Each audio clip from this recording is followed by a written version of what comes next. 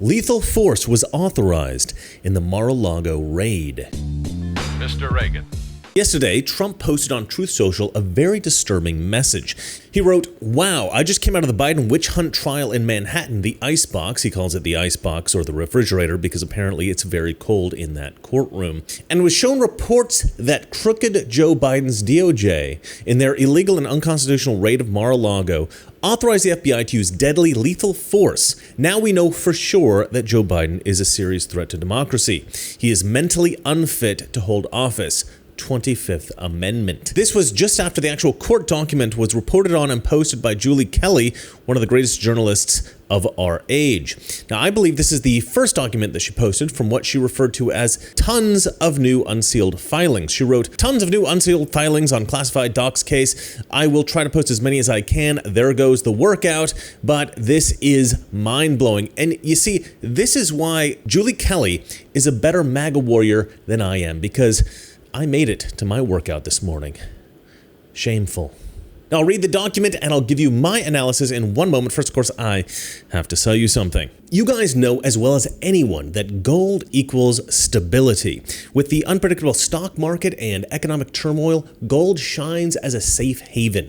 Bishop Gold Group is America's trusted precious metals dealer, and they offer refuge from financial uncertainty. Protect your retirement from the looming threats of taxes and penalties by investing in gold. Don't wait for the next market crash. Now is the time to safeguard your wealth by converting stocks and retirement funds into gold. Unlike volatile digital assets, holding physical gold puts security directly into your hands. Trust Bishop Gold Group to guide you through securing your retirement with the stability of precious metals. And Bishop is offering up to $10,000 in free silver with a qualified purchase. So call 833-703-4138 or go to bishopgoldgroup.com/Reagan or click the link in the description below to start investing in gold today. So this particular document reads, "Law enforcement officers of the Department of Justice may use deadly force when necessary."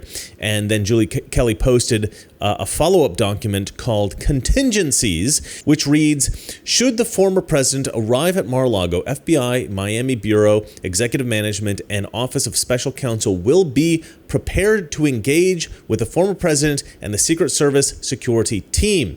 Should the Secret Service provide resistance or interfere with the FBI timeline or access, the FBI, Miami Bureau, and Executive Management will engage with redacted, and redacted will engage with the Secret Service point of contact per existing liaison relationships. Should Mar-a-Lago guest reception be unwilling to provide a list of occupied guest rooms, FBI search team will knock on each guest door and determine occupation status. FBI will request a map, list of rooms, and skeleton key/card for all rooms from Mar-a-Lago staff. A team with lock-picking equipment will be on scene. Standard issue weapon, ammo, handcuffs, badge, and credentials, in parentheses, concealed." Now, this is pretty intense. It just illustrates exactly what was going on there in Mar-a-Lago and exactly how crazy this whole thing was. I mean, this is a former president, and they're going in like it's Al Capone.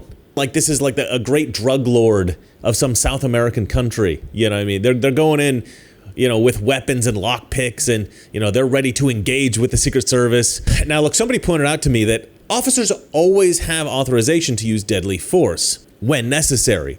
Obviously, what constitutes a necessary use of deadly force? Now, typically, it would be when somebody is physically threatening them with deadly force themselves, right? So why were they given explicit authorization here? Well, now this was addressed by a former FBI agent by the name of Kyle Seraphin, and this guy does seem like he's a good conservative patriot, so I do trust this guy.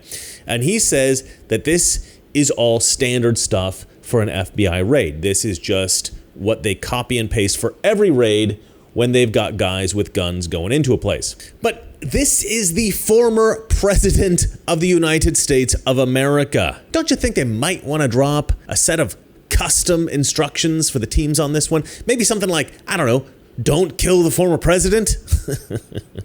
To be fair, the contingencies document does seem to indicate that there would be some kind of diplomatic engagement with Trump and the Secret Service if they tried to interrupt the raid. But still, they probably should have cut out that bit about use deadly force when necessary. Instead, they might have included something like, if you meet resistance, back down and let the top brass negotiate reasonably. But no, instead they just left in the boilerplate, kill anyone who gets in your way, standard operations stuff. Because look, by leaving that in, what this sounds like is that the guidelines for engagement here in retrieving documents from the residence of a former president is, if Mar-a-Lago staff or security try to impede their search, or if the Secret Service or even Trump himself tries to impede this search, well then the FBI, well they've got authorization to just shoot and kill all of them. Now Dan Bongino, a former Secret Service agent, he certainly thinks that this is a big deal. He writes, "This is absolutely a big deal. Don't buy the bullshit otherwise. It was not a standard op. The Mar-a-Lago raid was an unprecedented action with significant potential for confusion and blue-on-blue issues and conflict." By blue on blue, I think he means FBI agents shooting and killing Secret Service agents. It also involved competing equities between federal agencies, FBI and Secret Service, with equal statutory claims to interrupt the other's activities. Anyone telling you otherwise is either dumb or playing dumb. I've done more deconfliction with Russians in a foreign op that I did for the Secret Service than the FBI did in their search warrant at Mar-a-Lago. Only a dumbass would pitch it's the standard paperwork line. Go serve a search warrant at the White House in the cocaine case while filling out your standard paperwork and see how that works out for you. Wake up. Now that's basically the conclusion that I drew, which is it doesn't make sense to use the boilerplate paperwork, especially when it comes to lethal force, when you are raiding the residence of the former president. Unless, of course, you want a quote-unquote accident. I mean, obviously, this entire raid was illegitimate, so it makes sense that the paperwork would also be illegitimate. It wouldn't be done right because, had there been an actual good reason to raid the residence of a former president, the sensible thing to do would be to work up a special set of instructions. This is a very unique operation. Unique operations require unique instructions. I doubt that the royal chef for King Charles uses instant cake mix. I don't imagine that the president of France goes to supercuts. No, you just don't treat a head of state this way, even if you don't like them. But look, I don't really know personally. I'm not an intel guy. I can't really tell you about this. So I'm just reporting what I'm reading that other people are saying. And Kyle Seraphin, he certainly does not think that this is a big deal. And he obviously knows a lot more about this than I do. But whatever the case, this newly released document really does put the whole Mar-a-Lago raid in perspective, right?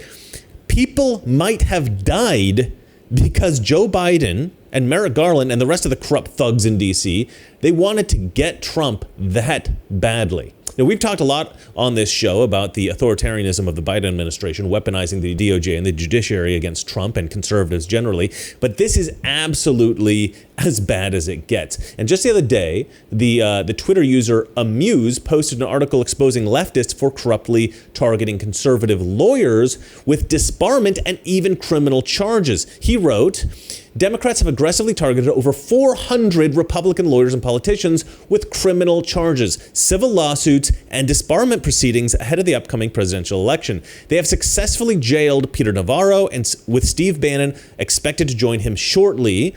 In multiple states, Democrats have pursued criminal charges against dozens of Republican lawyers and politicians, including Georgia, 19 Republicans arrested and charged, Arizona, 18 Republicans arrested and charged. Michigan, 16 Republicans arrested and charged. Nevada, 6 Republicans arrested and charged. Pennsylvania and Wisconsin are still conducting criminal investigations into as many as 30 Republicans who have yet to be charged. In addition to these criminal trials, Democrats are pursuing numerous efforts to have Republican lawyers disbarred. The Soros-backed 65 Project has filed disbarment proceedings against more than 100 Republican lawyers, which prevent many of these lawyers from working until the proceedings are concluded. In almost every case, these charges lack merit, but they have 3 primary impacts: a chilling effect that discourages other Republican lawyers and politicians from helping Trump, a financial drain on the resources of Republicans who might otherwise use their funds to help elect Trump, and a time drain that physically keeps them busy during the campaign. And this Twitter user called Amuse, he even listed many of the lawyers in question, which I will post on the screen for you to check out. And now, of course, we see that Merrick Garland has authorized a potential kill order on Donald Trump. Now, there are countless examples of Biden and the Biden administration abusing their power, signs of oligarchical authoritarianism. They are dragging Trump through a series of sham trials. They've thrown innocent January 6 protesters in prison. They are disbarring and arresting Republican lawyers, and it looks like they authorized a kill order on Trump. What the hell is going on, you guys? Is this really America in 2024? This is insanity. You know, we speculate a lot about the extent that the deep state and the left generally and Democrats specifically will go to in order to stay in power.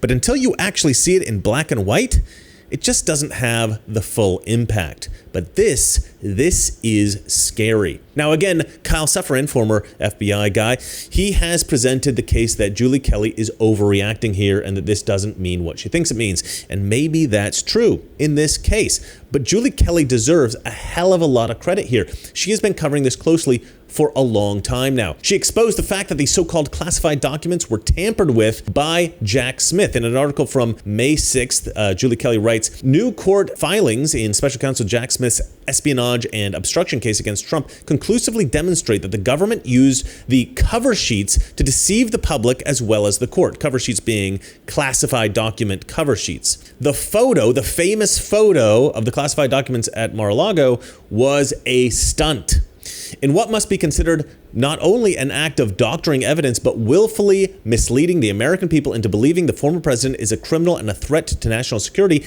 Agents involved in the raid attached the cover sheets to at least 7 files in order to stage the photo. Insanity. Insanity. I want to give a round of applause to Julie Kelly. She is amazing. But perhaps the most underreported nugget from Julie Kelly's reporting, and I only ever saw this covered by the Gateway Pundit, it was a story about how the boxes got to Mar-a-Lago in the first place. Now, apparently, the General Services Agency had packed up a bunch of Trump's stuff into boxes after his administration had moved out of the White House, and they actually called the Trump team and said, we got all these boxes just hanging out here in Virginia. You need to come pick these up. Now, I'm not sure if Trump's people went to go get them in Virginia or the boxes were sent to Mar-a-Lago by the General Services Agency. But it looks like that a lot of the boxes that had the so-called confidential documents in them, the Trump team, they didn't even take them. They were packed up and delivered by the GSA. And you may be wondering what the GSA is. Well, so did I. And so I looked it up. The General Services Agency is like the office management team for the entire federal government. So they're in charge of like IT, office supplies, logistics, all the stuff that nobody really wants to deal with in a sprawling government bureaucracy. They do a lot of the behind-the-scenes organizational work. They're basically like the grease that keeps the gears of government turning smoothly. So this is exactly the kind of thing that you would expect the GSA to be doing. But what it looks like is that the government called the Trump team and said, we got all these documents that you need to pick up. And that after the team took possession of these documents, Merrick Garland used that as an excuse to raid Donald Trump's house. It was a poisoned chalice. The Biden administration, it seems, may have orchestrated all of this from the very start. They plant classified documents in these boxes, say, oh, you got to pick up these boxes. Then they say, oh, Trump's illegally has these classified documents. Let's raid Mar-a-Lago. And then according to this new document, it may well have ended in a gunfight between the FBI and the Secret Service and the accidental death of the former president. I don't know. What do you guys think? Are the people reporting about this as a potential assassination attempt on Donald Trump? Are they being too hyperbolic? Or is this kind of paranoia totally justified when you're dealing with crooks like Joe Biden, Barack Obama, and Merrick Garland? Let me know what you guys think in the comment section below. And remember, it's not that all liberal friends are ignorant. It's just that they are sick, twisted criminals willing to do anything to cling on to power. Good night. We're at war with the most dangerous enemy that has ever faced mankind in his long climb from the swamp to the stars. And it's been said if we lose that war, and in so doing lose this way of freedom of ours, history will record with the greatest astonishment that those who had the most to lose did the least to prevent its happening. If we lose freedom here, there's no place to escape to. This is the last stand on earth.